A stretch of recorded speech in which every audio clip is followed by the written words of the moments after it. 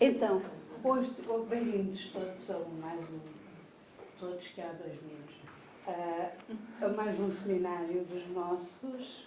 Hoje temos a professora Cristiane Lazaroto Volcão, a quem agradecemos desde já a disponibilidade. Cristiane é professora em Santa Catarina, mas faz umas grandes estadias aqui connosco, como sanduíche, como tudo. E é colaboradora no grupo de Gramática e Recursos. A área de eleição é a aquisição da linguagem, em especial a aquisição da fonologia, e hoje vamos falar precisamente da aquisição de fonologia, um caso específico do RFACO, na aquisição da fonologia do PB. Do PB. Do PB. Obrigada, Cristiane. Obrigada.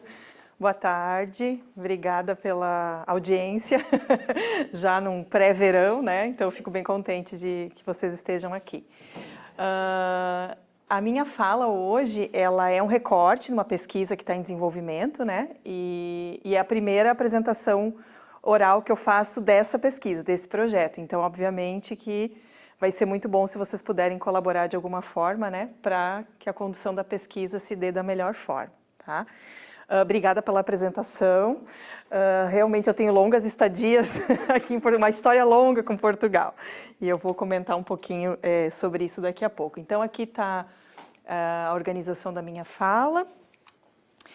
Então, eu me localizo, né, num movimento de estudos na área de aquisição da fonologia, que começa no sul do Brasil, né, e muito cedo começa a estabelecer um diálogo aqui com Portugal, né, especialmente com a professora Maria João Freitas, né, e eu venho, né, como parte dessa leva de linguistas que se formaram ao longo do início dos anos 2000, né, e essa tradição de estudos na área da aquisição fonológica muito rapidamente se estendeu para a área clínica, né, no sul do Brasil.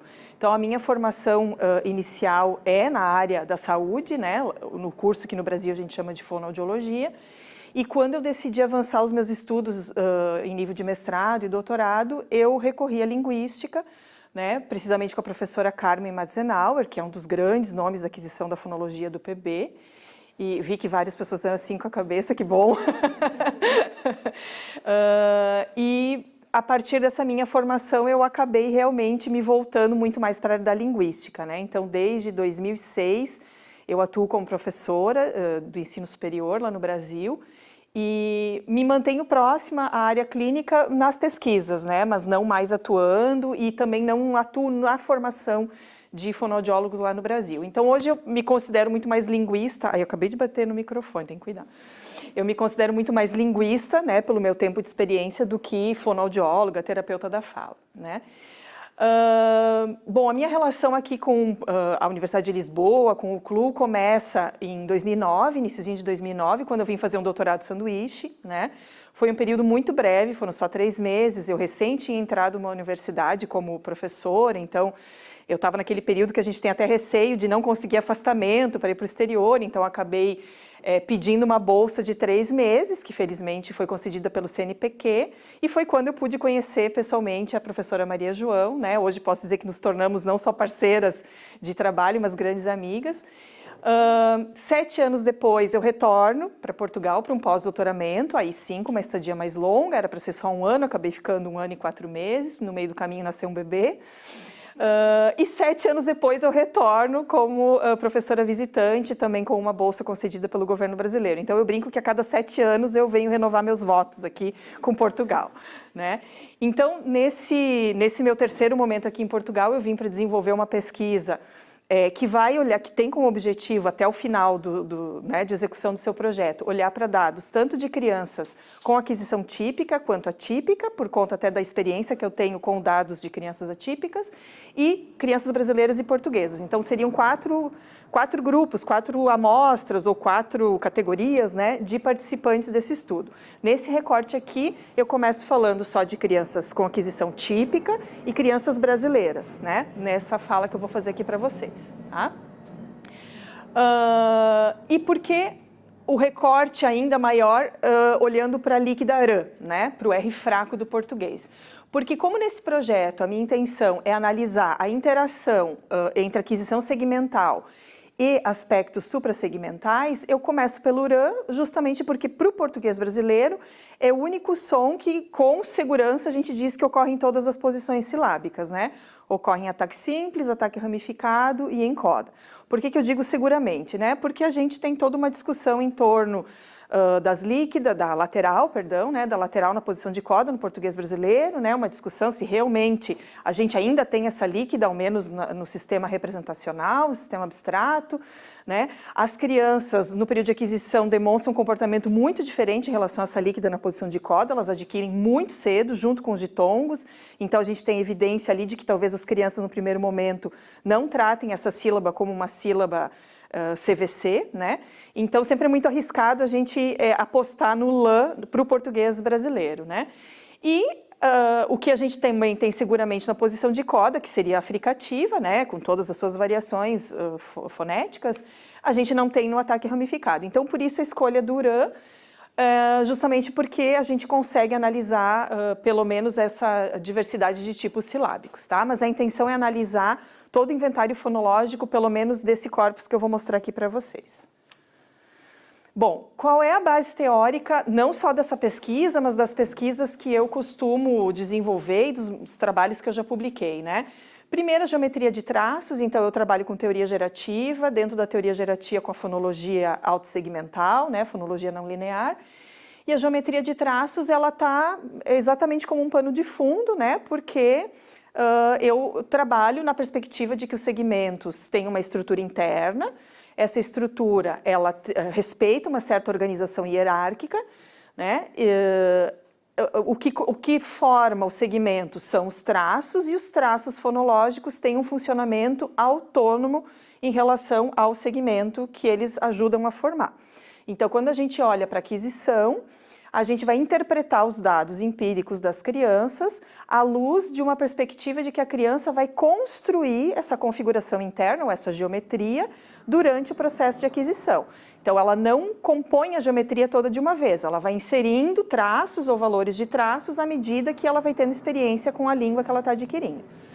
E todas as estratégias de reparo que a criança faz, ou estratégias de reconstrução, ou padrões de erros, né? A gente tem vários termos para se referir, também são formalizados nessa mesma lógica, né? Qual é o traço, qual é o valor do traço, ou qual a co-ocorrência de traço que ainda não compõe a geometria daquele segmento que justifica as saídas fonéticas diferentes do alvo que a criança tem, tá?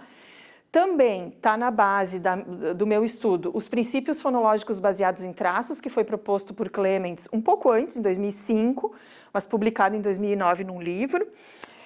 Nesse trabalho, Clements analisou a fonologia de um conjunto de línguas, né, mais ou menos em torno de 400 línguas, e ele identificou princípios que governam a fonologia dessas línguas. Então, ele propõe como princípios universais, né?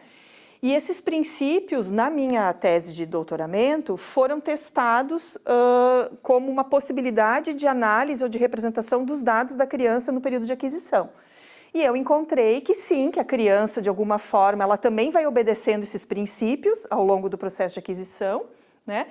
E fui um pouco mais além, identifiquei que crianças com aquisição atípica têm dificuldade em respeitar pelo menos 2 desses princípios, né?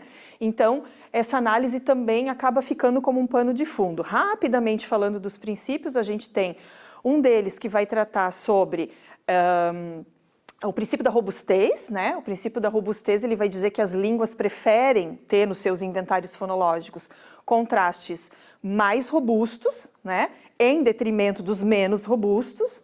E aí a criança também faz isso, né? No estágio inicial ela vai adquirir contrastes mais robustos, então só para dar um exemplo, consoante versus vogais. É um contraste extremamente robusto porque são sons muito diferentes, né? Ou então oclusiva surda e nasal, por exemplo, né? Então a gente também tem ali um contraste importante em termos de vozeamento, em termos de controle do esfíncter velofaríngeo e tudo mais, tá? A gente tem o princípio da evitação dos traços marcados, né? Que também não é nenhuma novidade, né? A gente sabe que as línguas têm uma tendência a evitar traços marcados, né? Mas Clemens foi um pouco mais além e avançou para um terceiro princípio, que é o princípio da economia, que interage com esse princípio, que vai dizer o seguinte: as línguas tendem a evitar traços marcados, mas uma vez que elas admitam no seu inventário, existe uma tendência a que esse traço seja usado maximamente, que seria o princípio da economia. Então ele fala que as línguas, até no seu processo de mudança histórica, elas lidam com esse jogo de força entre economia e evitação de traços marcados. E a criança também faz isso, né? Então no primeiro momento ela adquire traços menos marcados, a partir do momento que um traço marcado entra na sua representação abstrata, ela rapidamente trata de usar esse traço em todas as possibilidades que a língua tem, né? Então imaginem o traço mais voz, né? A partir do momento que a criança adquire o traço mais voz, rapidamente ele se espalha em toda a classe das oclusivas e toda a classe das fricativas, né? Porque ele vai ser usado maximamente. Então, ali sempre esse jogo de força entre economia e evitação de traços marcados. Robustez e economia são dois princípios que a criança com aquisição atípica tende a não levar em consideração ou tende a não obedecer, vamos chamar assim, né? Porque as crianças com aquisição atípica, elas tendem a deixar contrastes muito robustos para trás, elas não adquirem, e elas se dedicam, né, ou elas conseguem adquirir contrastes menos robustos, né? Então elas invertem a lógica do que a gente encontra na aquisição típica. E a economia também é algo que os sistemas atípicos demonstram, ou seja, a sua falta, né? São sistemas pouco econômicos, então a gente muitas vezes encontra que no inventário fonológico de uma criança com transtorno fonológico, todos os traços marcados já estão presentes na gramática, mas eles não se espalham, né? Então ela não consegue formar novas co-ocorrências de traços de modo a expandir o inventário fonológico dela e atingir a gramática-alvo, tá? Além desses três, a gente também tem o princípio do reforço fonológico. Esse princípio o Clemens propôs para dizer que alguns traços, às vezes, entram nas gramáticas das línguas para reforçar algum contraste, né? Então, seriam traços que aparentemente podem parecer redundantes, mas eles são necessários para reforçar alguns contrastes, né? E aí ele dá alguns exemplos. A gente no português não tem muitos casos em que isso possa ser explicado. A gente até poderia pensar na questão do traço nasal, né? Porque Clemens não falou isso, né? Isso é uma interpretação que eu estou fazendo. Então a gente consegue diferenciar nasais de líquidas por meio de outros traços, né? Como por exemplo traço aproximante, e conseguimos distinguir nasais de oclusivas, por exemplo, né? Pelo traço soante. Então o traço nasal parece que ele é redundante, né? Mas o traço mais nasal ele é importante porque ele reforça o contraste entre nasais e líquidas, nasais e oclusivas, né? Então seria mais ou menos por aí o raciocínio. Na aquisição eu não encontrei, nem nos dados típicos, nem no atípico, nenhuma relação muito próxima com esse princípio, né? Então, pelo menos por enquanto, parece que é um princípio que explica alguns fatos das fonologias das línguas, mas durante a aquisição, pelo menos, eu não consegui identificar. Né? E faltou um princípio que agora me deu um branco, deixa eu tentar voltar: economia, evitação de traços marcados, robustez. Me esqueci qual é o quinto princípio, Maria Jo, me ajuda? Daqui a pouco eu lembro, quando eu olhar para os dados eu vou lembrar. Tá? E na minha tese de doutoramento, eu propus um modelo de análise da fonologia infantil, né? E esse modelo incorpora esses 5 princípios fonológicos. E com esse modelo eu consigo identificar de uma forma visual em que estágio da aquisição a criança se encontra, né? E também, na minha tese também, eu usei esse modelo para analisar dados atípicos, né? E foi possível identificar a gravidade do transtorno por meio do modelo. Então é um modelo que ele foi proposto tanto para estudo do processo de aquisição típico, mas ele também tem uma função clínica, né? Esse modelo foi usado por uma ex-doutoranda, agora é doutora, né? Ex-doutoranda lá da Universidade do Porto, a Clara Morim, para dados do português europeu. E na minha última estada aqui, então, a partir do estudo dela, né, e dessa proposta inicial para o português brasileiro, eu adaptei o modelo para o português europeu. Então, a gente tem os dois modelos, a gente tem o PAC-PB e o PAC-PE, né? É preciso, sim, que se tenha um modelo para cada língua, porque os dados empíricos mostram que as crianças brasileiras fazem percurso diferente em relação às crianças portuguesas e vice-versa, né? Então, a gente tem alguma diferença ali na questão da ordem de aquisição dos segmentos e também a gente tem várias evidências empíricas que mostram que as crianças lidam com segmentos de forma diferente. Só para dar um exemplo também, o LAN, né? Então, o LAN, ele não é um desafio para as crianças brasileiras, ele é adquirido muito precocemente, né? Na posição de ataque simples, ele é adquirido antes dos 3 anos. Na posição de ataque ramificado, ele é adquirido junto com o URAN, então ali por volta de 5 anos mais ou menos. E na coda, né, se a gente quiser defender que tem um LAN na coda, é adquirido mais cedo ainda, junto com os ditongos lá por volta de 1 ano e meio, 2, né? No português europeu, o comportamento é completamente diferente. Ele é o último segmento a ser adquirido, ele é adquirido muito tardiamente, né? Inclusive tem dados mostrando para além dos 6 anos. Então, parece que o LAN do português europeu, pelo menos pelas crianças, ele é mapeado de um jeito completamente diferente, né? A gente acredita que em português brasileiro ele é um segmento simples e para o português europeu provavelmente ele está sendo tratado como um segmento complexo, provavelmente com dupla articulação, por isso essa dificuldade maior em adquirir, né? E também isso explica os padrões que a gente encontra, né? Então, por exemplo, no português brasileiro, o LAN, enquanto ele não é adquirido, em geral, a criança não produz nenhum segmento no seu lugar. Se ela faz, que é muito raro, ela vai escolher uma semivogal. Então, pela proximidade ali, em termos do traço aproximante, né? Então, a criança vai usar alguma semivogal. Mas é muito raro, em geral a gente tem zero fonético e a gente já parte do zero fonético para a produção correta. E já no português europeu a gente tem muito mais estratégias, né, de substituição, né? E muita substituição por UAN, né? Então, a semivogal posterior, que dão pistas, né? Mas claro que isso é tudo muito provisório, mas aparentemente parece que tem uma diferença importante ali. A gente também tem diferença em relação às fricativas, né? Temos ordens invertidas, tem algumas questões com as palatais, enfim. Realmente as crianças estão nos dando um recado de que são línguas que têm funcionamentos diferentes, tá? Então, por isso que a gente não pode usar o modelo que foi proposto com base em dados de uma língua, usar na outra sem fazer essas adaptações. Tá? Bom, muito bem. Então, aqui eu trago alguns estudos anteriores que já tiveram essa preocupação. Então, o que eu estou propondo não é nada original, né? No sentido de olhar para questões para além do segmento, né? Como tipo silábico, periferia da palavra, acento, né? Então, a gente tem estudos anteriores, tanto para o PE quanto para o PB. Mas o que a gente tem, especialmente para o português brasileiro, é que esses estudos todos foram feitos com dados transversais, né? Então, com aquele tipo de amostra em que a gente tem um grupo de crianças da faixa etária de 1 ano, um grupo de crianças da faixa etária de 1 ano e meio, né? E a gente não tem nenhum estudo que tenha olhado para essas variáveis em dados longitudinais. Então, aí está a originalidade do que eu estou propondo, né? Eu ajudei a construir um banco de dados, que eu já vou falar um pouquinho para vocês, mas é um banco de dados feito com 2 irmãos gêmeos, então também tem a questão que é um estudo com gêmeos, né? Embora eu não vou explorar muito esse aspecto aqui na minha fala hoje, mas também é um dado novo para o português brasileiro, e gêmeos acompanhados longitudinalmente, né? A primeira sessão de coleta foi feita com 1 ano e 1 mês, e a última sessão de coleta foi feita aos 4 anos, né? O que depois vocês vão ver que foi uma pena, né? A gente deveria ter continuado, mas foi a contingência da pesquisa, né? As coletas foram feitas por uma doutoranda e foi quando encerrou, né, o prazo do doutoramento dela, tá? Depois, deixa eu ver se eu esqueci alguma coisa.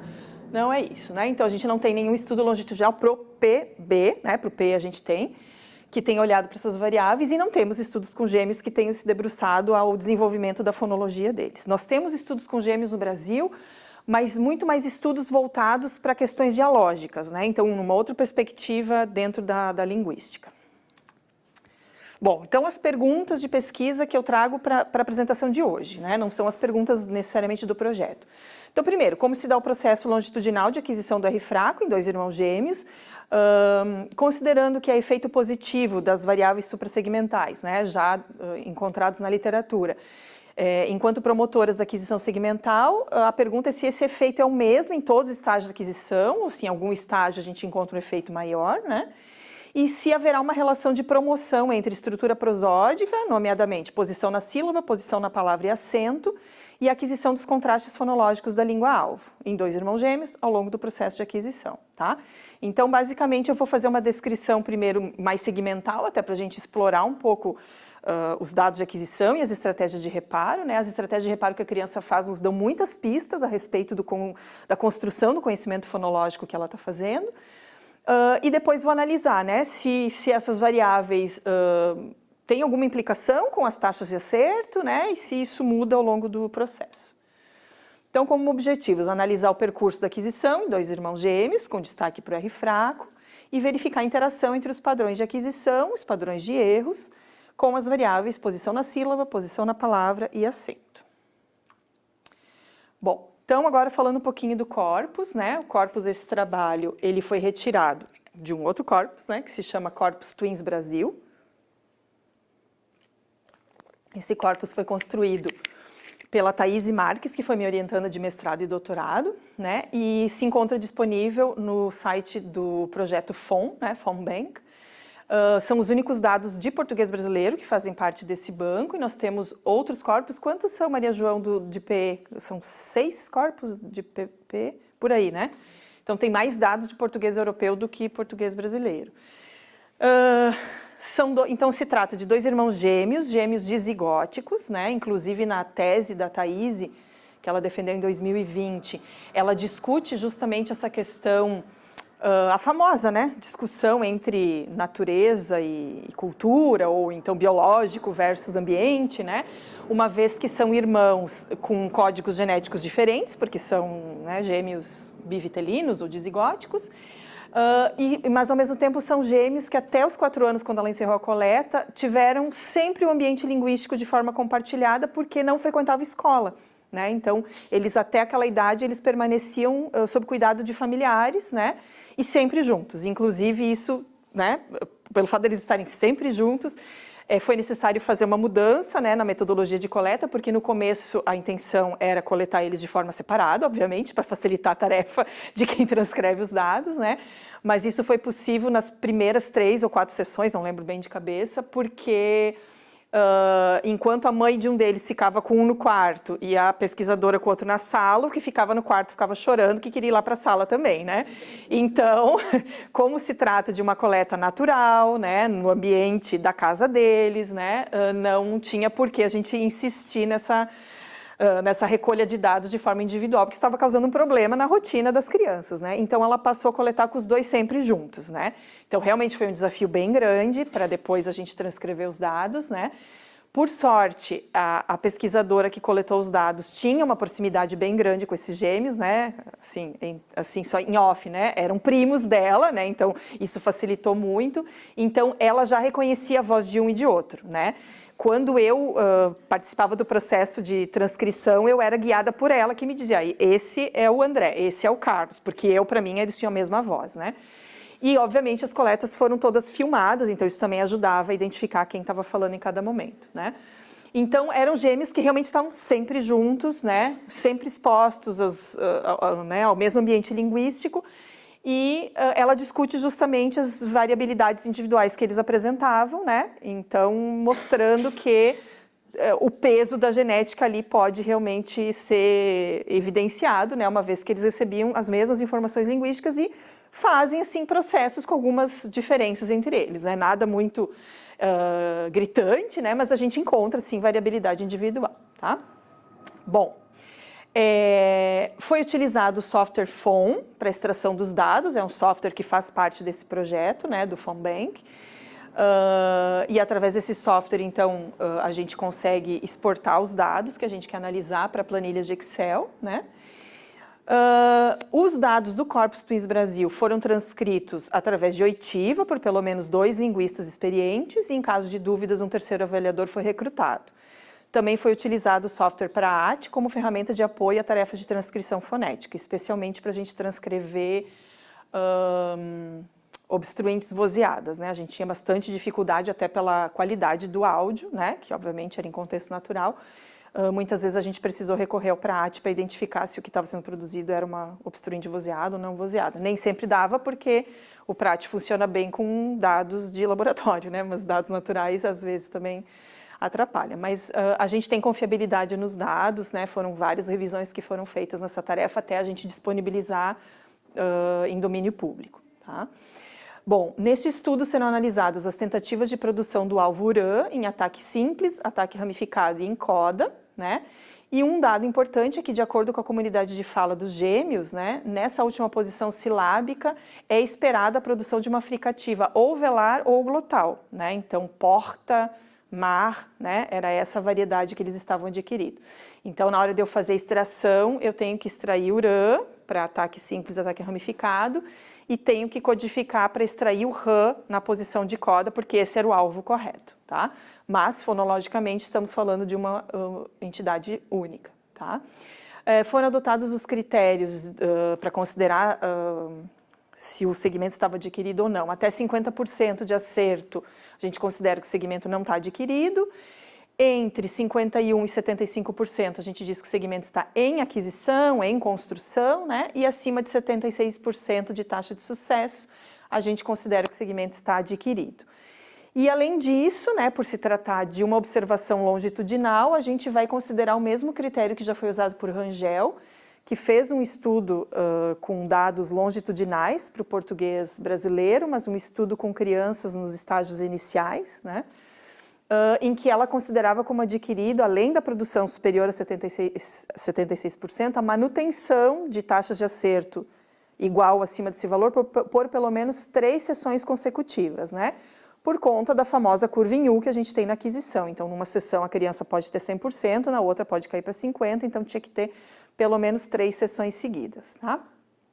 E os dados serão interpretados à luz do modelo PAC. Eu não vou explorar muito essa representação fonológica aqui, vocês vão entender depois por quê com os dados, né? Mas sempre que eu interpretava esse à luz do modelo PAC, que tem por trás a geometria de traços e os princípios fonológicos de Clemens. Até o final eu falo daquele que eu esqueci, tá? Nem que eu tenho que pesquisar aqui. Ah, perfeito, pronto. Obrigada, é o nervoso. Eu tinha dito que eu precisava de funcionar de ponto, eu tinha-me preparado. Então, pronto. Então, só fazendo parênteses, né? Esse princípio, ele justamente vai militar contra ou a favor, né, das diferentes concorrências de traços que vão se formando ao longo do processo. E todos eles, também, aproveitando parênteses, né, o Clemens falava que esses princípios não eram leis, né? Eles eram tendências que os sistemas fonológicos seguiam, mas sempre num jogo de força. Então, ora, né, num determinado sistema fonológico, a gente tem uma pressão que vai mais para a via econômica, ora, um sistema pode ter uma pressão maior que vai para o não marcado, né? Então, são jogos de força, ele usava essa expressão, tá? Fechando parênteses. Muito bem. Então, vamos para os resultados e para a discussão, tá? Então, eu começo mostrando as taxas de acerto. Eu acho que agora eu vou usar o mouse aqui, que fica melhor. Então, eu sempre vou usar esse padrão, né? A esquerda da tela, o André, e a direita, o Carlos, né? Que é o nome fictício desses gêmeos. Então, aqui a gente tem ataque simples, taxas de sucesso, e aqui embaixo ataque ramificado. Então, como a gente pode observar, tanto um quanto o outro atinge a taxa de acerto acima de 76% somente na última sessão, que é aos 4 anos, né? Como se trata da última sessão e a gente não sabe o que aconteceu depois, né? A gente não tem dados para afirmar que eles tenham adquirido URAN em ataque simples aos 4 anos, né? Então, por isso que eu disse antes que foi uma pena que a gente tenha parado de coletar os dados, porque a gente poderia ter essa informação. Mas aqui já nos dá algo que é importante para a gente considerar, né? Os dados de aquisição que a gente tem como padrão para o português brasileiro, todos eles, né, principalmente em estágios, faixas etárias maiores, são feitos com base em estudos transversais, né?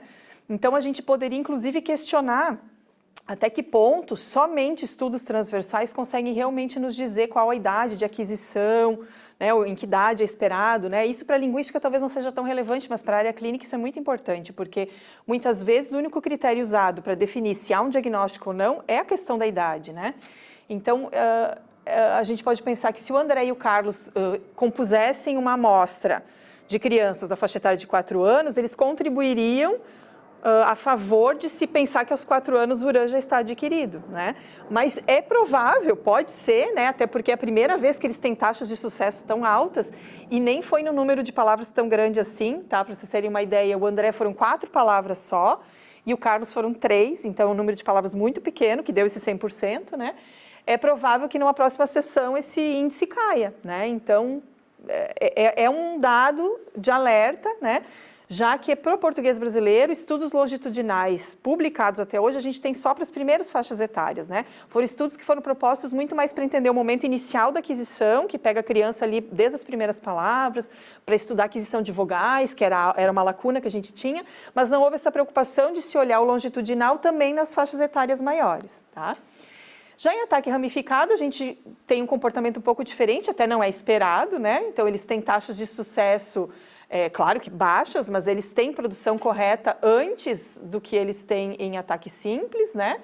Mas também taxa acima de 76% somente aos 4 anos, né? Aqui para o Carlos a gente tem um pouquinho antes, aos 3 e 10, depois cai e depois sobe. Então, aquela famosa curva em U, né? Então, aqui a gente também não tem dados que nos digam que aos 4 anos eles tenham adquirido o ataque ramificado com a segunda consoante sendo URAM, tá? Depois em coda, né? Coda medial. Aqui eu já separo, porque a gente sabe que tem comportamentos diferentes, coda medial e final, né? E os gráficos mostram isso. A gente aqui também vê uma tendência que contraria um pouco o que os estudos falam sobre aquisição típica, né?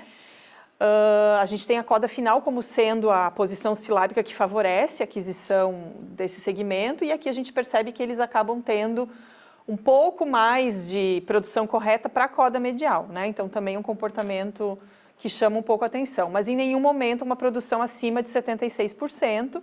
Então, portanto, aos 4 anos, eles também não adquiriram URAM na posição de coda. Então, primeira grande coisa que a gente pode afirmar é que esses 2 gêmeos, aos 4 anos, não tinham adquirido URAM em nenhuma posição silábica, tá? Bom, aí então eu parto para a análise dos padrões de erros, né? Para encontrar alguma evidência a respeito da construção desse segmento nas diferentes posições silábicas e tentar observar se a gente encontra alguma correlação positiva com esses aspectos suprassegmentais. Então, primeiro, explorando os padrões de erro para o ataque simples, tá? Então, aqui em azul, eu peço desculpa, eu não consegui manter o padrão das cores por total inabilidade em usar os gráficos do Excel, né? Porque eu dizia, gente, o zero fonético tem que ser a mesma cor, tem que ter padrão, mas não teve jeito. Eu briguei com o Excel e não consegui. Então, eu vou ter que falar para vocês. Eu sei que fica horrível de olhar desse jeito. Então, aqui a gente tem em azul padrões de realização de outros fones, né? Aqui eu estou só comparando o zero fonético com outros fones, né? Eu excluí aqui dessa comparação as taxas de acerto, só para a gente comparar. Então, a gente percebe que a não realização fonética, ou o zero fonético, para ataque simples, é um padrão encontrado nas 2 primeiras faixas etárias e depois a gente vê uma diminuição gradual, né? Isso é totalmente esperado, já está descrito na literatura, né? A criança, no primeiro momento, ela produz zero fonético, especialmente para líquidas, né? E depois ela começa a produzir aquilo que está disponível na gramática dela. Depois a gente vai explorar isso. Aqui para o Carlos a gente encontra um padrão bem parecido, né? Então em laranja é o zero fonético, então a gente vê que esse zero fonético vai diminuindo gradualmente, embora ainda apareça aqui um pouquinho aos 3 anos e 11, né? E aqui a gente vê, a gente explora um pouquinho mais que outros fones são esses. Então o que é o azul aqui do André e o que é o azul escuro aqui do Carlos, né? Então, o André, ele tem um pouquinho mais de variabilidade fonética, se a gente comparar com o irmão, né? A gente vê aqui pelas opções, né? A gente tem, num primeiro momento, em verde, a produção de uma semivogal para o URAM, né? Também uma estratégia de reparo já descrita pela literatura, e a gente vê que em estágios mais finais, o rosa vai ficando mais evidente, o rosa é o indicativo do LAM. Então, também esse é um padrão de erro muito frequente na aquisição, tanto típica quanto atípica do português brasileiro, e uma característica bem específica do português brasileiro. O português europeu, a gente às vezes tem o contrário, tá? Ele também teve, em alguma fase, produção de retroflexa, tá? Mas depois vocês vão ver que vai aparecer mais em coda final. Teve também uma produção de DAN aqui, mas numa palavra só, e pouquinhos casos o AN também. Mas, de todo modo, né, vale chamar atenção para o LAN e para o IAN, né? Então, depois eu vou discutir um pouco esses 2 padrões especificamente, o LAN e o IAN, que são os mais frequentes, né? O Carlos, então, com menos variabilidade, né? Basicamente semivogais e LAN, né? Também a gente vê que no primeiro momento ele tem IAN, mas muito menos que o irmão dele. A maior parte das estratégias aqui em laranja se refere à produção de LAN, tá? Então, com isso, o que a gente tem, né? Então, a não produção fonética dos estágios iniciais indica a ausência de construção da estrutura interna do segmento, né? Então, totalmente compatível com dados empíricos, né? Desde as primeiras realizações fonéticas, André e Carlos tratam o alvo em questão como um assoante mais aproximante. Então, essa informação a gente tem disponível, né? A partir do momento que eles ou produzem uma semivogal ou produzem um LAN, eles estão nos dando pista de que eles têm uma classe natural ali funcionando, que é a classe natural soante mais aproximante. Aqui também a gente tem uma diferença em relação ao PE, né? Esse traço, né, Maria João, traço aproximante não é utilizado nas representações para o PE, né? No português brasileiro, a gente usa esse traço para mostrar o funcionamento da classe natural que envolve líquidas e semivogais, né? Então, para aquisição, ele é um traço bastante usado nesses contextos, porque a gente tem isso com frequência, tá? Então, a gente tem como uma primeira classe natural, né, funcionando ali nessa tentativa de produção de líquidas, a classe das aproximantes, tá? A partir dos 3 e 2 para o André e 2 e 8 no Carlos, eles formam uma nova classe natural, que é a classe das líquidas. Então, quando eles passam a produzir somente uma líquida em lugar de outra líquida, né? E aí, com isso, a gente tem ali o contraste, aproximantes consonantais versus aproximantes não consonantais, tá? Aos 4 anos, ao atingirem 100% de produção correta, dão pista de que adquiriram, ou estão em vias de adquirir, porque a gente não tem as seções subsequentes, o contraste entre líquidas laterais e não laterais. Então, essa seria a ordem de emergência, né? Primeira classe natural aproximante, segunda classe natural das líquidas e depois das líquidas não laterais, tá? Não temos aqui evidências de produção do outro rótico em substituição a esse rótico, e isso realmente não é muito encontrado nos dados do português brasileiro, o que mostra também que a criança muito cedo já separa, né, o rótico anterior do rótico posterior, até muito provavelmente pelo comportamento de fricativa que esse rótico posterior tem, tá? Bom, agora para o ataque ramificado, os padrões de erro, né? Então, a gente vê que o zero fonético impera, aqui eu consegui fazer a mesma cor. O zero fonético impera tanto para um quanto para outro, né? Embora aqui para o André a gente tenha, a partir dos 3 e 8, também a produção de outro fone, tá? Que fone é esse? A maior parte é o lã, né? Aqui em rosa mais escuro, e a gente tem ali algumas poucas palavras em que ele usa o iã, né? Então, prato, piato, né? Mas são poucos casos em que isso acontece. E o Carlos, então, basicamente é o zero fonético, né, para o C2, e só que em 3 e 11 ele começa a produzir lã, né, nessa posição de C2. Então, o que a gente tem basicamente é a realização de uma sílaba do tipo CV, tá?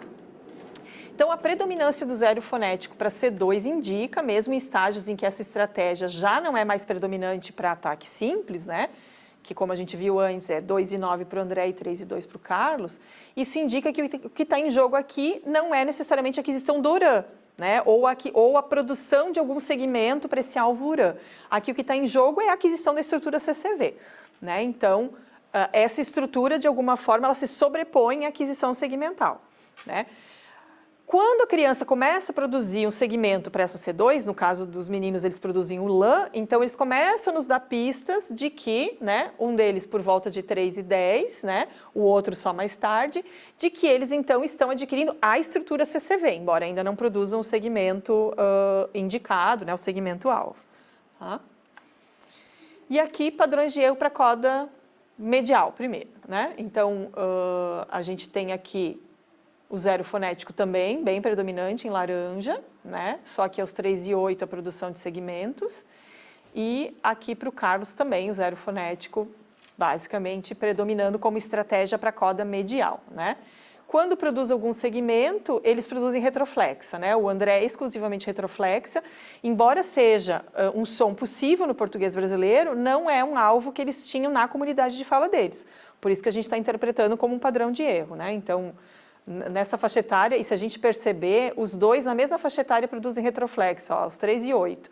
A cor está diferente, mas aí é o meu defeito de não conseguir deixar a mesma cor. Então, os dois, aos 3 e 8, começaram a produzir retroflexa, né? Alguma coisa aconteceu ali nesse período, né? Provavelmente pode ter tido contato, enfim, com alguém que fala porta, perto, né? Eles moram numa região do país em que é muito comum pessoas de diferentes variedades dialetais conviverem na mesma cidade, né? Que é uma região de praia, que no verão recebe muitos turistas, então, né, pode ter acontecido algo nesse sentido. Então, o André tem como única estratégia esse retroflexo, mas o zero fonético como padrão, e já o Carlos a gente tem um pouquinho mais de variabilidade, produzindo também semivogais em outros estágios, né? Mas também número de palavras bem pequeno, aqui ó, eu botei em números e não em percentual, que é justamente para mostrar, foi uma palavra, né? Uma palavra com o a, uma palavra com iã, e uma palavra com retroflexo. Tá? Na coda final, a gente tem 0 fonético para o André. E o Carlos, então, a gente tem, curiosamente, aos 2 anos, ele produz bastante epêntese, né? Então, era a forra para flor, e a epêntese que ele fazia era produzindo o rótico posterior, né? Forra, o marre para mar, né? Mas ele fez isso só aos 2 anos. Também a gente evidencia aos 3 e 11 retroflexa, né? Mas nas outras faixas etárias, o 0 fonético predominando. Tá? Então, aqui também a gente encontra muita não produção fonética, né? Para essas tentativas de IRAM em coda, tal qual a gente observou no ataque ramificado, que também, mais uma vez, dá pista de que a estrutura silábica ali é que está em jogo, né? O tipo silábico CVC. A produção de suantes na posição de coda também corrobora a interpretação de que essa classe natural apresenta-se constituída na gramática dos irmãos, né? Eles poderiam ter produzido outros segmentos em coda, como fricativa, por exemplo, né? Mas eles nunca fazem isso. Então, também dão provas, né, de que essa classe está funcionando na gramática deles. Então, em suma, ao contrário do que aponta a literatura, né, que diz que a coda final para o URAM ela é a que mais favorece o seu surgimento e a sua aquisição, a posição de coda aqui para os irmãos gêmeos parece ser a menos favorecedora para a aquisição do URAM, né? É a única posição em que eles não tiveram nenhuma taxa de acerto e em que o 0 fonético predomina, né? Seguido da posição de ataque ramificado, né? Que também a literatura diz que é num segundo momento, e depois o ataque simples, né? Então, a gente tem ali uma inversão no que a literatura prevê. Tá? A não produção fonética mostra-se mais frequente em estágios iniciais para ataque simples e como estratégia predominante para coda e para ataque ramificado. Então, dando evidência, né, da importância da estrutura silábica para aquisição. Os gêmeos apresentam padrões semelhantes, né, mas com algumas diferenças entre eles, como a gente pode ter observado nos gráficos. Agora, então, eu vou analisar a posição na palavra. E aí eu também vou analisar cada estrutura silábica em separado, em função desse comportamento diferente que eles apresentam, tá? Então, aqui eu vou comparar o ataque ramificado inicial e o medial, né? E o que eu estou analisando aqui são os acertos, tá? Então, o André, sempre que ele produziu o ataque ramificado de acordo com o alvo, na maior parte das vezes, esse ataque ramificado era medial, que é o que está expresso aqui em laranja, tá? E num número menor de vezes, foi em ataque inicial, que é o que está expresso em azul, tá? O Carlos tem um padrão semelhante, né? Todas as vezes que ele produziu corretamente o ataque ramificado, maior parte das vezes foi em ataque medial e um menor número de vezes em ataque inicial. Então, a gente vê aqui um efeito, pelo menos, assim, obviamente não tem tratamento estatístico nesses dados, são pouquíssimos dados de acerto, né? Mas a gente vê uma tendência, né, em função dos gráficos, há uma maior facilidade de acerto quando esse ataque é medial, né? E essa informação corrobora o que a literatura traz. Tá? Analisando agora os dados da coda, né, o que a gente encontra? Quando o André produz a coda de forma correta, né, que são pouquíssimas vezes, a gente tem uma maior produção em coda medial, bem ao contrário do que a literatura prevê. E o Carlos, a gente tem um comportamento pouquinho diferente, né? A gente tem também maior número de produção correta em coda medial, mas também temos aqui a coda final ali como representando 1/3, né, das produções corretas, tá? Agora, isso aí. Agora, então, analisando o acento e a posição silábica, né? Então, também vou olhar para as taxas de acerto e vou olhar para a questão da posição do URAM em relação à tonicidade, se ele estava na sílaba tônica, na sílaba pré-tônica ou na sílaba pós-tônica. Em ataque simples, todas as vezes que o André produziu o ataque simples de forma correta, na maior parte das vezes foi em posição pós-tônica, que é o que está em cinza. E algumas produções corretas na posição tônica. Tá? Já o Carlos teve um comportamento bem diversificado. Tem alguns acertos na posição tônica, alguns pós-tônico e alguns pré-tônico. Então, bem variado. Depois aqui em ataque ramificado. Então, todas as vezes que houve acerto, na maior parte delas em azul, esse ataque ramificado estava em posição tônica. Tá? Algumas vezes pós-tônica e outras pré-tônica.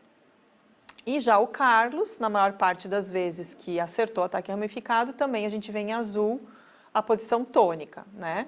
E claro que aqui a gente está diante de uma coleta natural, então não tinha controle, né, das palavras que eles iam usar. Então, o fato de ter dado, aparentemente, né, mais produção correta para a sílaba tônica também pode ter a ver com a frequência na língua, né? A gente pode ter, talvez, muito mais palavras na língua com ataque ramificado, ataque simples, na posição tônica, né? Tem um outro aspecto importante, desde as primeiras coletas, eles jogavam um jogo, junto com a pesquisadora, um jogo que envolvia formas geométricas. Desde pequeno, eles tentam falar triângulo, quadrado, círculo. Então, essas palavras são muito frequentes no corpus, né? Então, e elas causam um grande impacto, principalmente analisando Urã, né? Porque triângulo, quadrado, então 2 ataques ramificados, círculo, Urã encoda, né?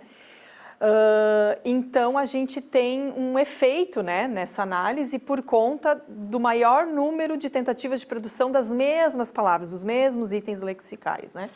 Mas esse realmente é um problema, nem sei se é um problema, de pesquisas, né, de base natural e não pesquisa experimental. Então, é claro que essas tendências que a gente avalia, elas têm valor porque mostram uma tendência natural de crianças usando a linguagem em contexto natural, né?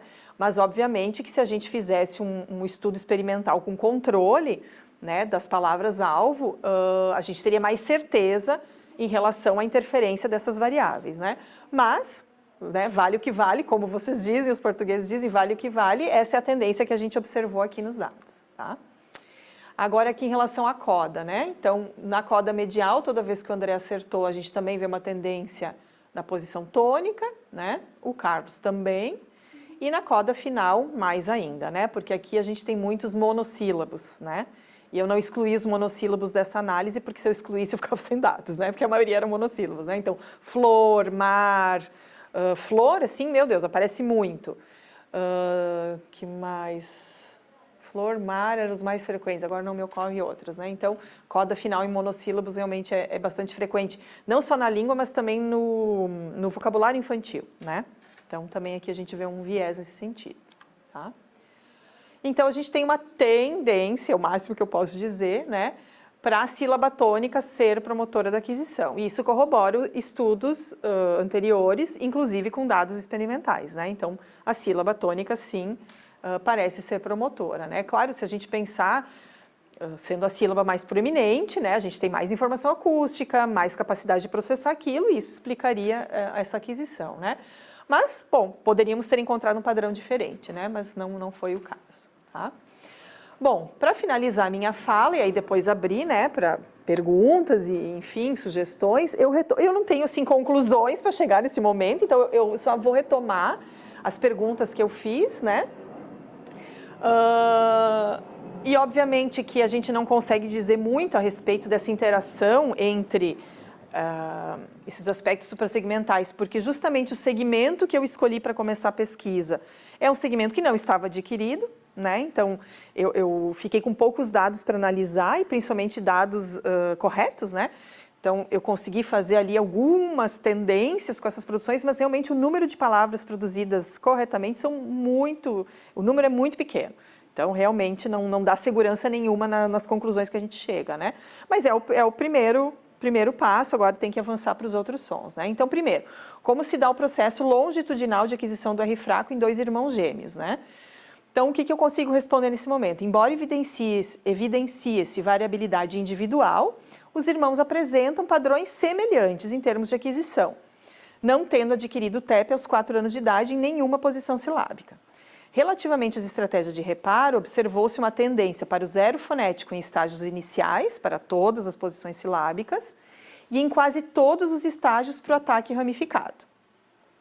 Os sons produzidos para o alvo Urã demonstram a existência desde os estágios iniciais dos contrastes soantes versus não soantes, nasais versus líquidas e, posteriormente, semivogais versus líquidas. Tá? Só para retomar o que Clements falava, o contraste soante e não soante é um dos mais robustos que ele encontrou nas línguas que ele analisou. O contraste entre nasais e líquidas estaria num segundo bloco, né, de uma hierarquia que ele propõe, e o contraste de semivocais e líquidas estaria junto nesse segundo bloco. Então, realmente são contrastes muito robustos e as crianças aqui confirmaram essa proposta de Clements, né, para as línguas. Elas confirmam que elas também seguem, né, essa tendência, e também confirmam o que eu encontrei na minha tese de doutorado, de que na aquisição típica, que era o caso desses meninos, né, as crianças respeitam esse princípio da robustez. Tá? Depois, considerando que há efeito positivo de variáveis suprassegmentais, enquanto promotoras da aquisição segmental, esse efeito é o mesmo em todos os estágios da aquisição. Então, o que dá para a gente pensar a partir desses dados? A posição silábica mostrou-se relevante, principalmente nos últimos estágios, né, com destaque para o ataque simples e o ataque ramificado. A posição na palavra variou ao longo das sessões, então a gente vê que nem sempre a posição na palavra pode ter sido promotora ou não, né? Com destaque para o ataque e a coda ataque medial e coda medial, ataque e coda mediais. E o acento, que também mostrou-se variável ao longo do processo, com destaque para a posição tônica. Então, aparentemente, para esse segmento e para esses dois irmãos, parece que essas variáveis elas vão tendo papéis diferentes ao longo do processo, né? Então, em alguns momentos, a gente pode ter evidências de que as crianças têm mais chance de acerto em determinadas estruturas acentuais ou em determinadas relações, né, entre sílabas e palavras, mas em outros parece que a gente não encontra muito essa evidência. Então, não é um comportamento que segue semelhante em todo o processo. Obviamente, considerando que se trata de uma pesquisa natural e que não tem controle de nenhuma variável. Tá? Depois, haverá uma relação positiva entre estrutura prosódica, nomeadamente posição na sílaba, posição na palavra e o acento, e a aquisição dos contrastes fonológicos da língua-alvo em dois irmãos gêmeos ao longo do processo. Então, considerando o número pequeno de produções corretas para esse segmento, né, não é possível responder essa pergunta, embora tenha se observado alguma tendência para a posição de ataque, né, então como uma posição favorecedora, já que teve mais taxas de acerto em ataque, em sílabas mediais, né, uma tendência, e em sílabas tônicas. Então, se pudesse escolher, né, como o ideal, né, ou o que seria mais facilmente promotor de aquisição, a gente teria o ataque em sílaba medial numa posição tônica, né? Mas, obviamente, que isso é só uma tendência que eu consigo observar a partir desses dados. Tá? Bom, então, essa investigação continua, obviamente, né? A minha intenção é analisar todos os segmentos, todo o inventário consonantal dos gêmeos, né? Então, ampliar essa pesquisa para as outras líquidas, para as fricativas, para as oclusivas e nasais, fazendo essa mesma relação entre posição na palavra, estrutura silábica e acento, né? E a ideia, até o final do ano, é que a gente consiga, então, depois trabalhar com comparações, né? Seja com a população de crianças portuguesas, seja com crianças brasileiras com aquisição atípica, né? Para a gente observar semelhanças e diferenças nesses padrões de aquisição que a gente consegue observar, né? Obviamente que para crianças portuguesas a gente tem como comparar com outras crianças acompanhadas longitudinalmente, inclusive é um outro trabalho que a gente está desenvolvendo, eu, a Maria João e a Jéssica, a gente está agora então comparando o lã, né? Tanto nos gêmeos quanto em duas crianças acompanhadas longitudinalmente falantes de PE. Então, isso já faz parte desse projeto também. Agora, crianças atípicas, é muito difícil a gente encontrar dados longitudinais de crianças que não estejam sob intervenção terapêutica, né? A gente até tem dados longitudinais, mas de criança em terapia. Então, é um viés importante, né? Porque a terapia, de alguma forma, ela conduz o processo de aquisição, é para isso que ela existe, né? Para levar a criança por um caminho que talvez sozinha ela não seguisse. Então, fica difícil a gente conseguir comparar dados longitudinais típicos e atípicos, né? Então, essa comparação vai ser feita com dados transversais e também com dados de crianças em terapia, mas sempre levando em consideração essas diferenças, né? Então, também, o máximo que a gente consegue fazer é uma exploração desses dados, mas sem a segurança, né, de que uma análise mais controlada pudesse ter, né? Mas, enfim, essa é a realidade que a gente tem, né? Em se tratando de criança com patologia, a gente jamais vai investigar uma criança com patologia e evitar que ela tenha intervenção terapêutica, senão faz o menor sentido, né? Então, é muito difícil realmente a gente ter esses dados, tá? E eu acho que é isso aqui, as referências. Obrigada e estou à disposição.